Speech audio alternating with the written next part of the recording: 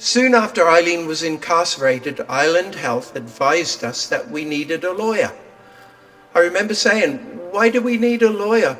We've done nothing wrong."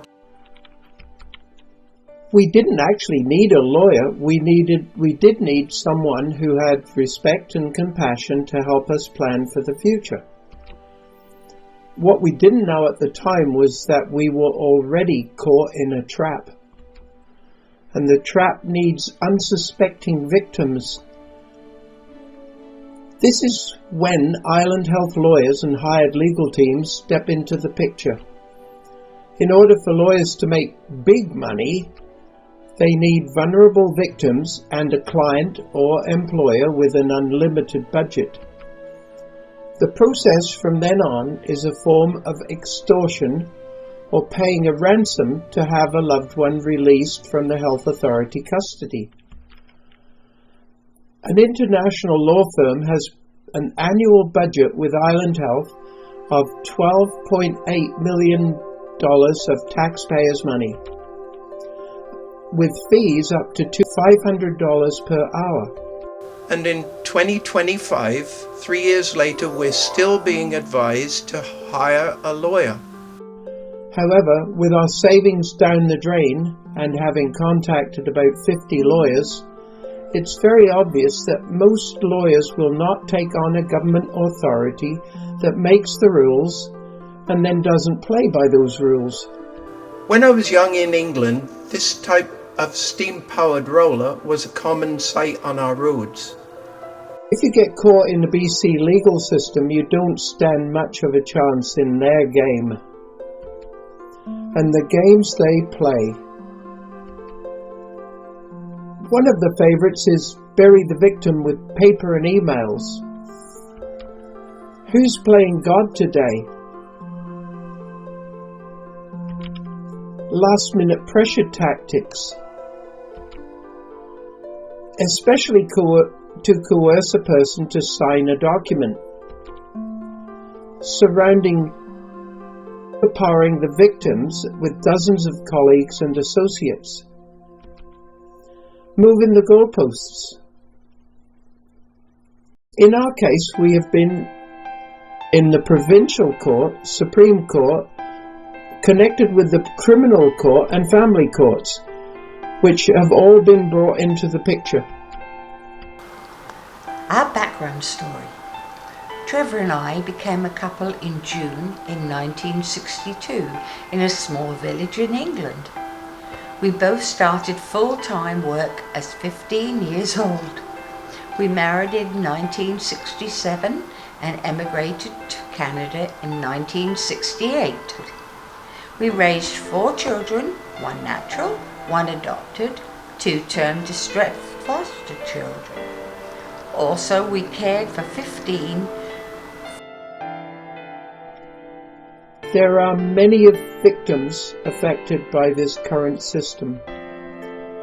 These include persons who needed help and assistance, family members and friends, staff and employees, taxpayers, and the public who live with fear and apprehension, and many more. Our sympathies and condolences go to the many individuals who have fallen victim to health authorities. Some healthcare facilities should be investigated. The following is a combination of 2025 audio and video snapshots with more information on the website wikilogic.com. These stories and many, many more emphasize the need for an inquiry into the management and operation of some senior care facilities. The treatment at Eagle Park Care Facility is deeply concerning. Over-medication appears prevalent, leaving residents overly sedated and diminishing their quality of life.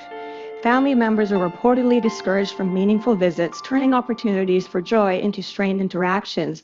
Additionally, critical medical information is sometimes withheld, leaving families uninformed about their loved ones. These practices undermine the dignity and well-being of our elders, who deserve respect, compassion, care in their later years. As a young person, I am deeply concerned about these matters as it will affect me as I age. We all need to do something about this before the inevitable happens. I urge you to take action and to help change these laws, which force the elder into harsh, cruel conditions. This bureaucratic control, just to visit Eileen at Eagle Park, consists of about 30 full pages containing a multitude of rules, restrictions and regulations.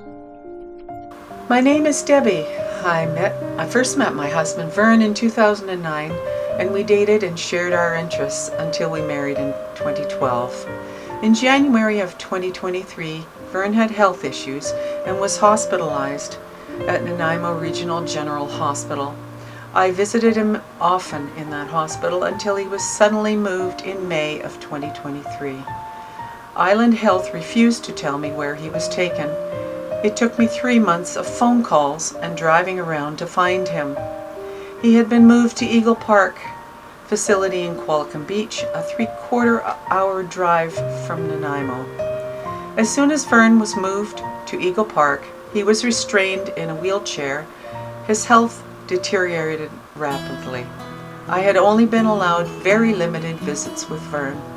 During these visits, I have seen serious neglect and a lack of reasonable care for him and others in the facility. On January 7th, 2025, I was advised by Roseanne Philbrook, manager at Eagle Park, that Vern had passed away.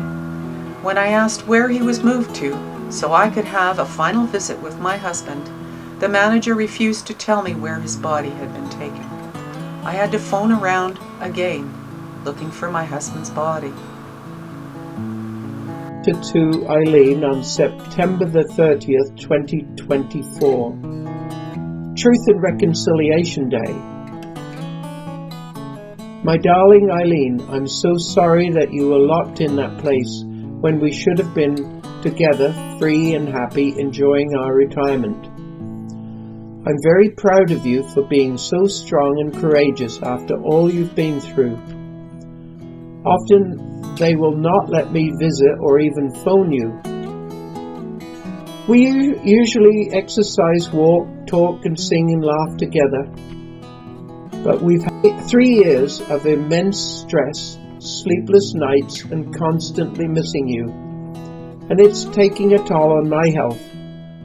I know that my family history, I am at very high risk of heart attack or a stroke. Until 3 years ago, we had a really good life together, and as I sit here alone with tears streaming down my face, if we don't make it back together, I want you to know that I will always love you. If they allow you, please get outside, exercise and sing as much as you can. I love you, Eileen, and miss you so much. Please take care. Thank you for watching. Changes are needed and coming soon in part 4.